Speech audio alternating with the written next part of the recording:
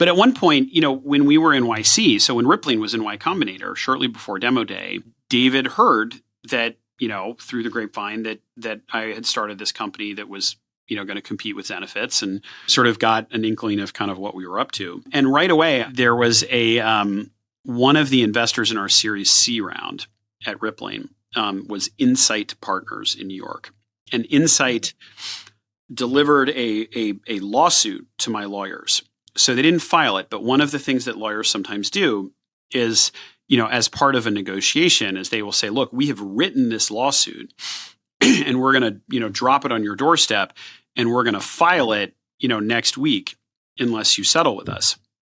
And so Insight dropped this lawsuit, and the company's lawyers, David's attorneys, called up my lawyers. It was like the same day or the next day or something, and said, hey, we heard you have this problem with this Insight lawsuit. And they said, we can make this go away for you, but we're not going to make the lawsuit go away if Parker is competing with us. And so what we need is Parker needs to, give us or sell us in some way a bunch of stock and sign a non-compete that is going to say that for 5 years, Parker will not start a company that does anything in B2B software.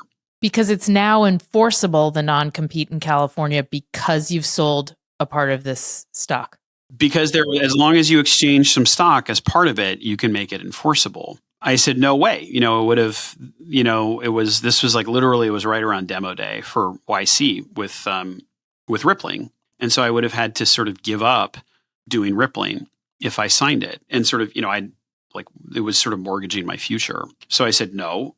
And there was a huge fight. There ended up being enormous, personal consequences for me of that. But Insight ended up not filing the lawsuit. So it ended up, at least on the litigation side, being a bluff.